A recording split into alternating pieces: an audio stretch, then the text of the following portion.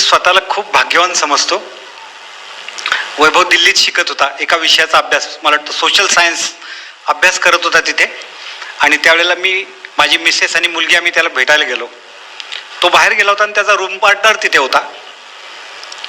तर तो म्हणाला की अंकल, ॲज ए पर्सन आप कैसे हो मुझे पता नहीं, but as a parent you are very successful. I said why, असं का वाटतं तुम्हाला? तर तो म्हणाला, अगर आप इसे किसी गंदी जगह भेजोगे तो जगह साफ होगी लेकिन ये गंदा नहीं होगा. माझ्या डोळ्यात अश्रू आले अक्षरशः. मी बायकोला म्हणलं, आपण टाटा बिर्लापेक्षा जास्त श्रीमंत आहोत. सद्गुरू वामनराव पैंनी आपल्याला ही श्रीमंती दिली, विचारांची श्रीमंती दिली. आणि अशीच माणसं बाहेर असतात.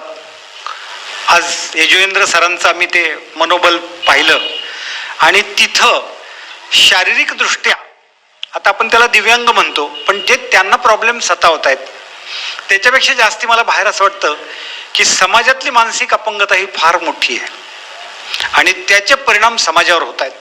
मग आपण काय करू शकतो? जसं आता वैभवनी सांगितलं, पंटीसारखं काहीतरी आपल्याला आपल्या परीने आपल्याला काय करता येण्यासारखं आहे.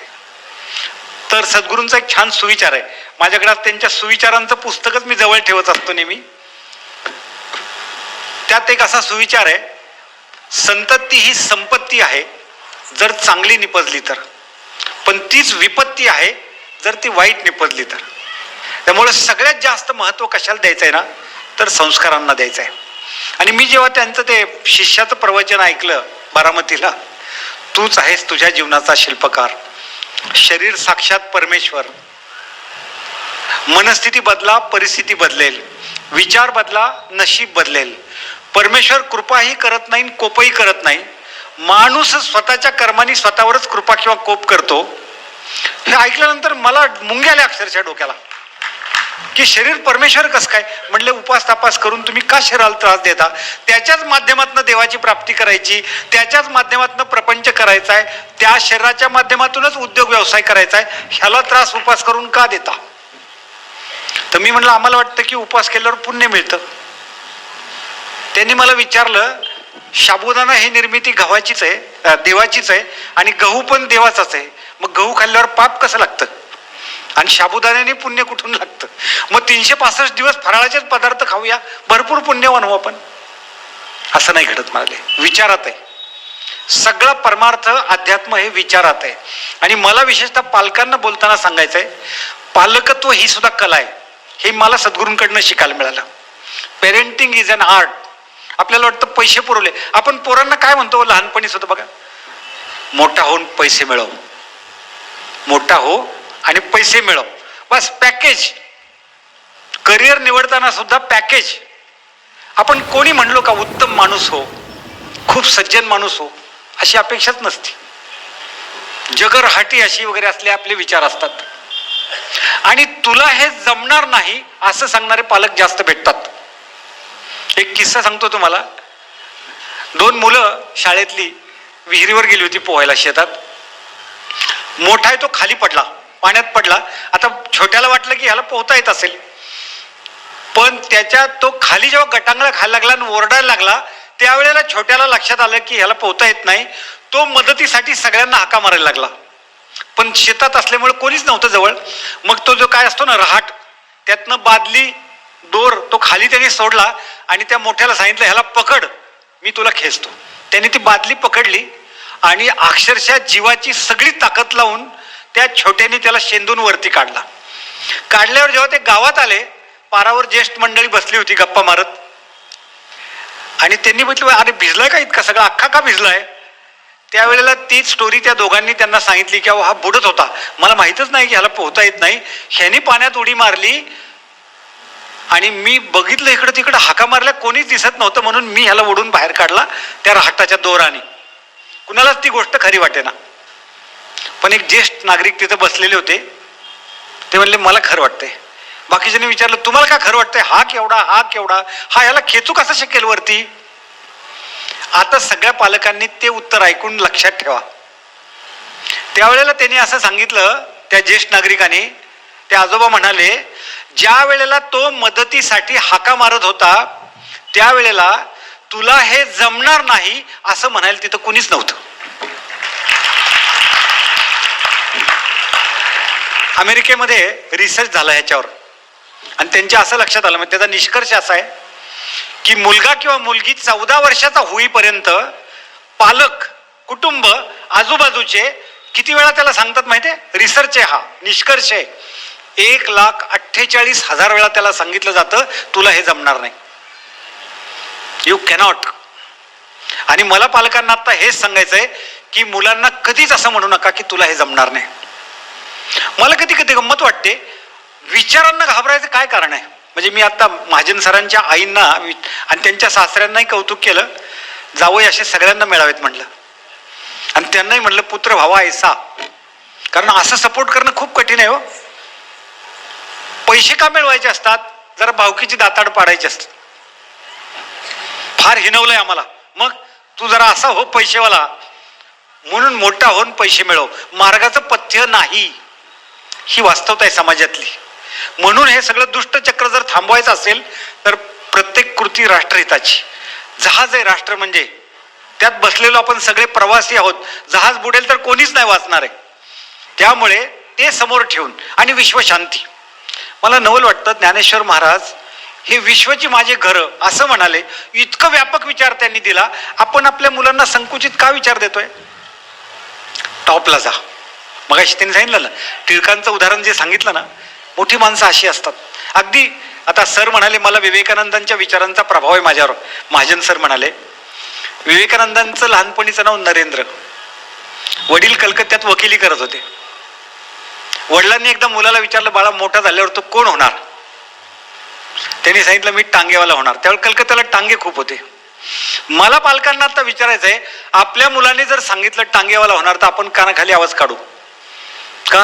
अरे निदान ओला उबर तरी म्हण, काहीतरी इंडिका एवढं तरी म्हण. निदान टांगेवाला कसली दरिद्र लक्षणं. तुम्हाला आश्चर्य वाटेल, नरेंद्रच्या वडिलांनी म्हणजे विवेकानंदांच्या वडिलांनी समोर भिंतीवर जे कॅलेंडर होतं, त्या कॅलेंडरवर रथाचं चित्र होतं महाभारतातल्या. अर्जुन रथात बसलाय आणि श्रीकृष्ण सारथ्य करतोय. वडिलांनी कृष्णाकडे बोट दाखवून सांगितलं, बाळा टांगेवाला झालास तरी चालेल, सगळ्या जगाला वाट दाखव. त्यामुळे मोठा विचार मुलांना देणं हे खूप महत्वाचं आहे, लक्षात घ्या तुम्ही. म्हणजे तुम्ही आता व्याख्यान ऐकून घरी गेल्यावर तुमचा मुलगा जर म्हणाला ना की मला पप्पा मला पंतप्रधान व्हायचंय, आई मला पंतप्रधान व्हायचंय, तरीही त्याला थांबवू नका. मला माहितीये तुम्ही आजूबाजूला बघणार, दुसरं कोणी बघतंय का? अजून कोणी बघितलं तर प्रॉब्लेम सगळा.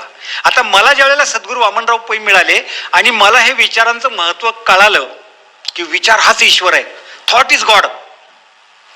आणि हे पंचमहादेव ज्याला म्हणतो आपण, पंचमहाभूत हीच विचारात वास करतात. विचार साकार होतो ते पृथ्वी तत्व आहे, विचार प्रवाहित होतो ते वायू तत्व आहे, विचारात सामर्थ्य ते तेज तत्व आहे, विचाराचं वाहन हे जलतत्व आहे, आणि विचाराला स्फुरण्यासाठी जे अवकाश लागतं ते आकाश तत्व आहे. विचाराचं इतकं सामर्थ्य प्रचंड, काही घडू शकतं, एनिथिंग इज पॉसिबल. त्यामुळे मुलांच्या समोरची डिक्शनरी आता बंद करा. विशेषतः महिला वर्गाला माझी विनंती आहे, अभ्यास केला नाही तर काय होईल ह्याची मोठी यादी आपल्याकडे तयार असते. हमाली करावं लागेल, भीक मागावं लागेल, कब्बशा धुवायला लागतील, क्लास 1ची यादी अगदी बरोबर ना. दुसरी बाजू समजावून द्या पोरांना, अभ्यास केल्यावर काय काय होईल. तहसीलदार होशील, सीओ होशील, IPS होशील, एखादी मोठी संस्था काढू शकतील. काही जे तुम्हाला वाटतं, मगाशी वैभवने सांगितलं ना, there is no crowd at the top. गर्दी खाली असते, वरती गर्दी नसते. आणि नेहमी टॉपचं स्वप्न बघायला शिकवा मुलांना. आणि मला कळत नाही विचाराला काय पैसे पडतात का? विचारावर काय GST आहे का? थॉटला कुठे काय प्रॉब्लेम, अडचणच काय नाही. पण ते हिंदी सिनेमातले डायलॉग हल्ली घरात पण बोलले जातात, अपनी औकात में रहो, ज्यादा सोचने का नाही. काय हे असं? मला सांगा, शिवरायांचं जे उदाहरण दिलं, जिजाऊ मातेनं जर सांगितलं असतं की शक्य नाही एवढं मोठं साम्राज्य हे मोगलांचं, कसं शक्य आपल्याला वाटतं ना, सहजच मनात विचार येतो ना. ते ट्रकवर वाक्य लिहिलं असतं बघा, नाद करायचा नाही, चांगल्या अर्थाने नादच करायचा असतो. आणि तुमच्या ध्येयाला जेव्हा लोक हसतात तेव्हा समजायचं आपण करेक्ट वळणावर आहोत, we are on the right track. हसतात लोक.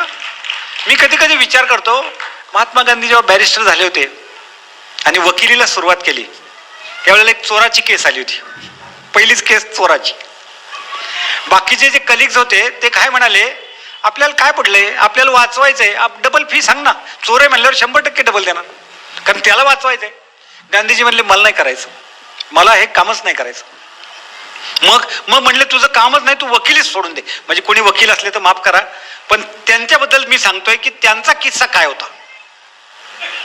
तर गांधीजींनी तिथंच कोट उतरून ठेवला आणि चालते झाले बाहेर, की आपलं काम नाही, खरंच काम नाही, असं वागावं लागतं, तर माझं हे काम नाही. मला आश्चर्य वाटतं की ज्या माणसाला स्वतःची वकिली करता येईल नाही, त्यांनी देशाची वकिली करून दाखवली. आणि भारतातल्या लोकांना वस्त्र मिळणार नाही तोपर्यंत मी वस्त्र घालणार नाही, म्हणजे एका पंचावर मी राहीन, असं व्रत ज्यांनी स्वीकारलं, कमाल आहे, आश्चर्य मोठं. त्याचाही मला विचार पडतो कधी कधी की ज्या माणसाच्या कपड्याला खिसाच नव्हता त्याचं नोटेवर दर्शन घेतल्याशिवाय एकही व्यवहार पुराच करता येत नाही. भारतीय संस्कृतीमध्ये सॅक्रिफाईसला, त्यागाला खूप महत्व आहे. म्हणून राष्ट्रहित डोळ्यासमोर मुलांना ठेवायला सांगा. पैसा हे सगळं होत जातो. आता महाजन सर म्हणाले कोणीतरी मित्राने बंगला दिला राहायला, सगळं होतं. परमेश्वराची ती व्यवस्था आहे, क्रिया कराल प्रतिक्रिया सहस्त्रपटीने येते. त्यांनी जो 45 मिनिटाचा प्रसंग सांगितला, आम्ही पुण्यात होतो, तो तिकडे आसामला होता. आमच्याही मनात रात्रभर काहीही विचार असला आला नाही की काहीतरी विपरीत घडेल का. अरे आपला सुखावर हक्क आहे, we are on the right track, आपला हक्क आहे. आणि म्हणून मला तुम्हाला सांगायचं आहे की मुलं घडवताना पहिलं म्हणजे अशक्य, अवघड हे शब्द डिक्शनरीतनं काढून टाका. आपली स्वप्न मुलांवर लादायचं बंद करा. माझ्या घरात 2 टोक आहेत ना, 2. मी तो प्रयोग केला घरात. वैभवच्या बाबतीत मी त्याची नेमप्लेट बनवून घेतली होती. वैभव ज्यावेळेला कोर्समध्ये बोलायला लागला जीवनविद्या मिशनच्या, तेव्हा इंट्रोड्यूस करताना आम्ही ओळख करून देणाऱ्यांना सांगितलं, हा भावी IAS IPS आहे, असं तुम्ही कलेक्टर आहे, कमिशनर आहे असं सांगा. सकाळी मी उठवताना त्याला हाका मारायला लागलो, कमिशनर उठा. आमच्या घरी आलेले पाहुणे चकित झाले की 12वीतल्या मुलाला कमिशनर म्हणून यांनी का हाक मारली. तर बायकोने त्यांना समजावून सांगितलं की असं असं आहे की सद्गुरूंनी सांगितलंय की जो टेबलावरचा कॉम्प्युटर आहे तो मॅनमेड आहे आणि हा मानवी देह हा गॉडमेड कॉम्प्युटर आहे. त्याला जसं फिडिंग आहे तसेच रिझल्ट आहेत, ह्यालाही जसं फिडिंग कराल तसेच रिझल्ट आहेत. माणसाला लवकर पटत नाही. ते म्हणले तुम्ही एक काम करा, ह्यांना डॉक्टरांना दाखवून घ्या आणि लवकर बघितलेलं बरं. का 12वीतल्या पोराला कमिशनर म्हणून हाक कसे मारू शकतात. मुलगी बाहेर गेली, तिला ऍक्टिंग करायची होती, तर मी बायकोला म्हणायचो हिरोईन कुठे. आज ती स्वतःच YouTube चॅनल चालवते उर्मिला निंबाळकर नावाने आणि 8.5 लाख सबस्क्रायबर्स आहेत तिला. तिने कंपनी काढलेली. आता सांगण्याचा मुद्दा लक्षात घ्या, any field you are supporter. मगाशी जे त्यांनी उल्लेख केला ना, तुम्ही मालक नाही आहात, पालक आहात. विधात्याने आपल्याला विश्वस्त बनवलंय आणि विश्वस्तासारखंच वागायचं आहे. We are supporters. त्यांना आपण फक्त सपोर्ट करायचा आहे, एवढंच करायचंय बस.